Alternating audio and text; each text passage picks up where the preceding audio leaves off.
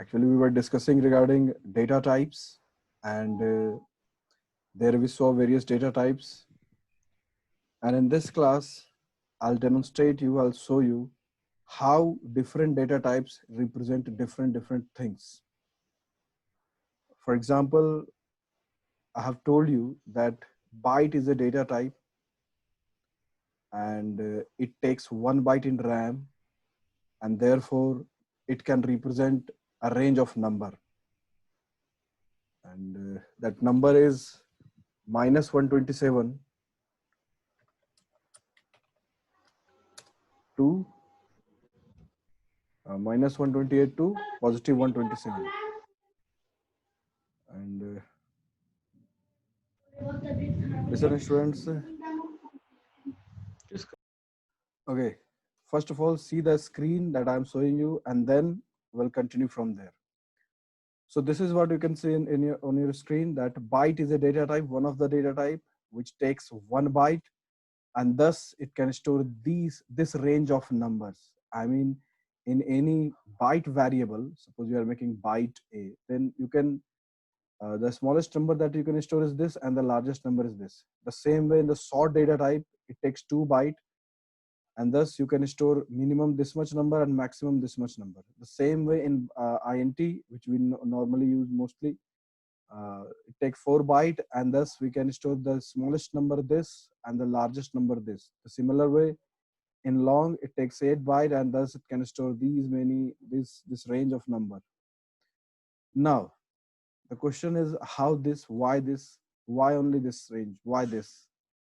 So I'm going to give you the answer of this question today, कि क्यों कोई भी डेटा टाइप का एक रेंज होता है और उसी रेंज के दायरे में वो बंधा होता है। और इस चीज को समझाने के लिए आपको काफी सारी चीजें मैं समझाऊंगा, और आपको मैं ये बताने का प्रयास करूंगा कि कंप्यूटर में एक्चुअली में कैसे सारी चीजें स्टोर होती है, रैम में किस तरह से होता है, कंप्यूटर अक्षरों को कैसे समझता है, वगैरह वगैरह। So let us begin, let us take help of Excel to understand things. So, dear students, in the last class we were discussing something. The main theme was if there is a question, if we are using two binary digits, one, obviously 0 and 1 are two binary digits, but the thing is कि if you are using only just 2 bits, अगर हम लोग सिर्फ 2 bit का इस्तेमाल कर रहे हैं तो कितने कॉम्बिनेशंस बना सकते हैं?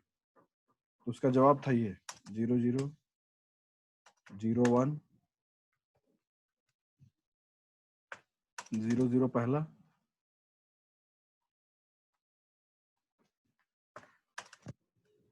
फिर 0 1, फिर 1 0 और फिर 1 1।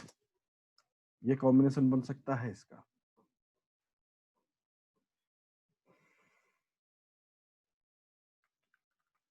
अगर हम 3 बिट्स का इस्तेमाल कर रहे हैं, 3 बिट्स, तो कितना कॉम्बिनेशन बन सकता है? 0 0 0 0 0 1। एक सेकेंड,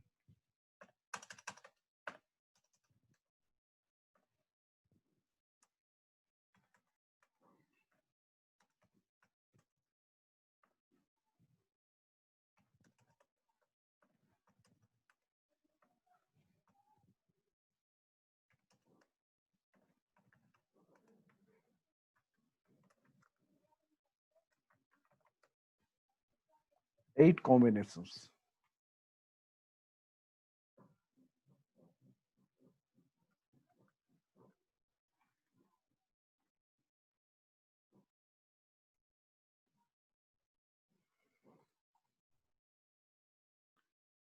उसी तरह से अगर हम लोग आगे बढ़ते चलें तो हम पाएंगे कि 4 बिट से कैसे बन सकता है।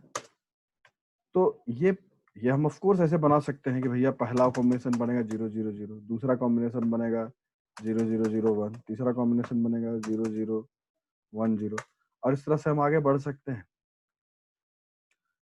मगर कितना बढ़ेंगे यार, उसका एक टेक्निक होना चाहिए कि भाई कैसे हम जस्ट बिना इतना कॉम्बिनेशन खुद से बनाए हुए ही पता लगा सकें कि हाँ 3 बाइनरी डिजिट होगा, 3 ही जगह दिया गया है और बाइनरी डिजिट्स का हमें इस्तेमाल करना है, सिर्फ 0 1 का इस्तेमाल करके 3 डिजिट के कॉम्बिनेशन से हम कितना कॉम्बिनेशन मैक्सिमम बना सकते हैं। तो ऐसे हम बना रहे हैं 2 डिजिट में से। तो उसका सिंपल फॉर्मूला है। फॉर्मूला क्या कहता है?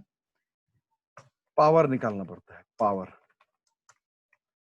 जैसे मान लो हमें पता लगाना है कि 4 बिट अगर होगा तो हम कितना कॉम्बिनेशन बना सकते हैं।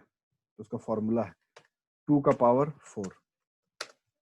हम टोटल 16 कॉम्बिनेशन बना सकते हैं। इसका निकाल लो पावर फंक्शन इस्तेमाल करके। पावर निकालना आसान है, you all know this, I am not going to discuss how to get the power. ये हो गया। अब यही 3 बिट का निकाल लो।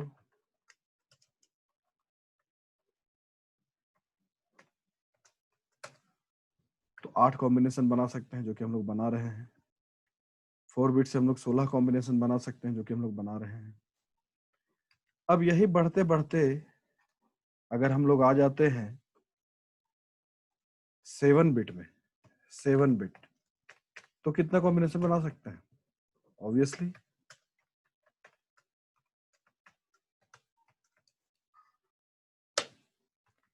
हम लोग टोटल 128 कॉम्बिनेशंस बना सकते हैं। 128 कॉम्बिनेशन। जैसे 0 0 0 0, पहला कॉम्बिनेशन क्या होगा? 1 2 3 4 5 6 7, 7 बिट का पहला कॉम्बिनेशन। दूसरा कॉम्बिनेशन क्या होगा? तीसरा कॉम्बिनेशन क्या होगा? बस पूरा नहीं लिखूंगा मैं, 2 3 ही लिखूंगा ताकि आपको बस समझ में आए कि मैं कहना क्या चाह रहा हूँ। And if any one of you just need to ask any question, you may just ask.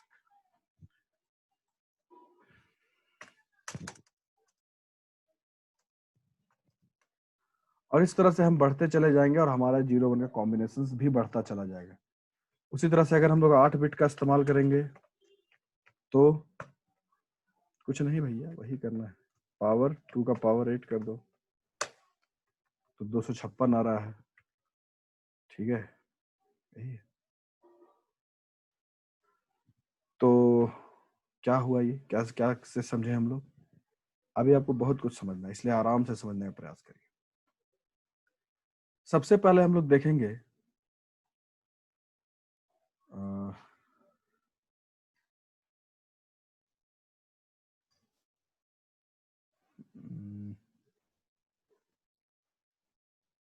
Let's resume. बच्चा लोग इसको ध्यान से समझो, ये क्या हो रहा है। ये हम बात कर रहे हैं कि अलग अलग बाइनरी डिजिट्स से हम कितने कॉम्बिनेशंस बना सकते हैं। आपको मैंने पिछले क्लास में ये भी दिखलाया था, फिर से मैं दिखला दूं।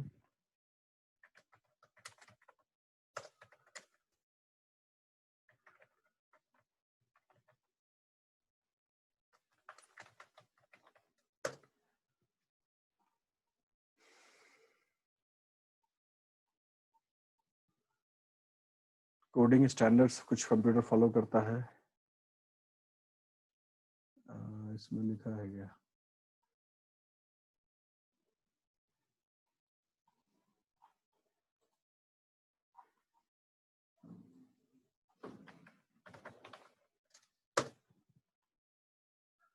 ये ठीक है। यही टेक्स्ट मैंने खोला था उस दिन भी। यहाँ ध्यान से देखिए, कंप्यूटर अक्षरों को कैसे समझता है। जो हम लोग a b c d dot comma full stop, ये सारे अक्षर जो हम लोग कीबोर्ड में देखते हैं या कीबोर्ड में नहीं देखते हैं, स्क्रीन पे हमें जो दिखता है, दिखाई देता है, कोई भी अक्षर। इवन आजकल के कंप्यूटर्स में आप तेलुगु, मलयालम, उर्दू, फारसी, पंजाबी, हिंदी, बांग्ला सब देखते हैं। इंग्लिश के अलावा भी बहुत सारी चीज देखते हैं। तो वो सब सब कैसे समझता है कंप्यूटर, ये क्लास आपको उन चीजों को भी समझने में मदद कर सकता है। ध्यान से समझना है खाली आपको, और एक प्रॉपर सवाल पूछिए। तो आइए इस चीज का शुरुआत हम लोग शुरुआत से करते हैं। यहाँ पे देखिए, एक कोडिंग सिस्टम था। एक coding system included are EBCDIC। इसका फुल फॉर्म था इसलिए बोल रहे हैं कि ये अब यूज नहीं होता है। Extended binary coded decimal interchange code. और उसी के साथ साथ या उसी के बाद आया था American standard code for information interchange, ASCII code, जिसका मैं अक्सर इस्तेमाल भी करता हूँ। तो इसमें ये देखिए एक्सटेंडेड बाइनरी, अच्छा एक्सटेंडेड बाइनरी कोड डेसिमल के बारे में क्या बता रहा है, using 8 bit code it is possible to represent 256 different characters और बिट कॉम्बिनेशन। ये बता रहा है कि 8 बिट के प्रयोग से it is possible to represent 256 different characters और बिट कॉम्बिनेशन। ये लाइन का मतलब क्या है, ये अभी आपको मेरे दिए गए उदाहरण से शायद समझ में आए कि 8 बिट से हम कितने कॉम्बिनेशन बना सकते हैं। हमने देखा 2 बिट से हम ये 4 कॉम्बिनेशन बना सकते हैं, फॉर्मूला से हमने निकाला 4। 3 बिट से हम लोग ये 8 कॉम्बिनेशन बना सकते हैं, फॉर्मूला से निकाला हमने 8। 4 बिट से हम 16 में से कुछ कॉम्बिनेशन हमने बनाया है, पर अगर पता तो चला कि 16 कॉम्बिनेशन बन सकता है। 7 बिट से इतना कॉम्बिनेशन, ये तो कुछ एग्जांपल है। और इसी तरह से 8 बिट से हम 256 अलग अलग कॉम्बिनेशन बना सकते हैं। तो भाई अलग अलग कॉम्बिनेशन बना के आप क्या कर लीजिएगा, क्या हो जाएगा इससे? Yes, very good question. आइए अब देखते हैं इससे क्या होता है। This provides a unique code for each decimal value through 0 to 9 for total of character, each uppercase and lowercase character, and for variety of special character. ये जो लाइन लिख रहा है बच्चा लोग, इसका ध्यान से समझो। This 256 provides what? Unique code for each decimal value from 0 to 9. 0 to 9 तक जितने भी अक्षर हैं, टोटल 10 अक्षर हैं, 0 1 2 ऐसे करके 10, उन सबको आप उन्हीं में से किसी कोड से समझ सकते हैं। ये बात और क्लियर हो जाएगा थोड़ा आगे बढ़ेंगे तो। सारा अपर केस लेटर जैसे capital a to z, small case letter, lower case letter, यानी कि small a to z, total of 52, 26 capital letter और 26 स्मॉल लेटर, 52 अक्षर उधर हो गया। And variety, and for a variety of special characters, special character का पूरा variety भी इसमें रिप्रेजेंट हो सकता है। कौन सा है स्पेशल कैरेक्टर? जैसे पंक्चुएशन मार्क जो इंग्लिश ग्रामर में रहता है, comma, full stop, single quotation, double quotation, apostrophe, ये वो डैश, ये सब तो है ही, साथ में at the rate, dollar, percent, और जितना किस्म का स्पेशल कैरेक्टर आप देखते हो, ये सब कुछ भी उसमें रिप्रेजेंट हो सकता है। ठीक है, अब इसमें कुछ और बातें लिख रही हैं जो थोड़ा आपको समझने में समय लगेगा, इसलिए इन मोटी बातों को मत समझिए। थोड़ा सा हल्का जो काम का चीज है उसको हम लोग अभी यहाँ देखेंगे। यहाँ देखिए, ये बता रहा है कि कैपिटल ए ईबीसी डीआईसी का है ये, ठीक है, 8 bit EBC DIC coding chart, यानी कि ईबीसी डीआईसी कोडिंग स्कीम के अंतर्गत जैसे लेटर ए, कैपिटल ए को इस बाइनरी कोड से समझा जाता है। अब देखिए यहाँ गिनिए, 4 4 8 बिट का ये कोड है, कॉम्बिनेशन है। बी को ऐसे समझा जाता है, सी को ऐसे समझा जाता है, डी को ऐसे बाइनरी में समझा जाता है, यूनिक है सब। तो ये हो गया a to z, a to z का बाइनरी कोड ये है ईबीसी डीआईसी इस कोडिंग स्कीम में। वैसे ही स्मॉल ए और से स्मॉल जेड तक ये है बाइनरी कोड सबका, आप देख सकते हैं सामने में है। न्यूमेरिक कैरेक्टर्स मतलब जैसे जीरो एक अक्षर की तरह अगर इसे लें तो उसका बाइनरी कोड ये है, 1 का ये है, 2 का ये, ईबीसी डीआईसी का कोडिंग स्कीम हो गया। तो ये काफी दिन चला है ना, मगर उसके बाद क्या हुआ कि कुछ समस्या हुआ।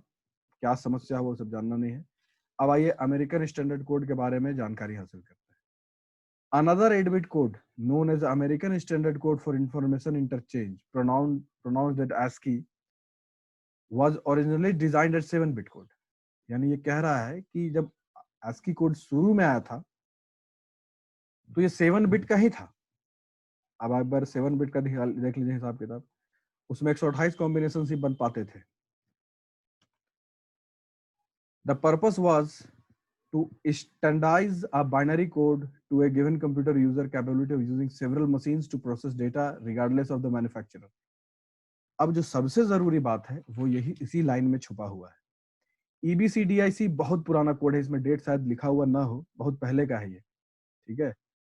डेट हम लोग ज्यादा स्टडी करके रिसर्च करके हम पता लगा सकते हैं, मगर EBCDIC को छोड़िए। फिर एक वक्त आया कि एक स्टैंडर्डाइजेशन का जरूरत पड़ा। स्टैंडर्डाइजेशन का मतलब होता है, EBCDIC के समय में क्या था कि मैंने एक कंप्यूटर बनाया, मैं तो मैंने अपने सिस्टम में रखा कि भाई हाँ मेरे कंप्यूटर में ए को ऐसे समझेंगे, बी को ऐसे समझेंगे, सी को ऐसे, इसको देखिए आप, है ना, इस पर्टिकुलर डायग्राम को मैंने ये तय किया, मैं हूँ कंप्यूटर का, मैंने ये तय किया।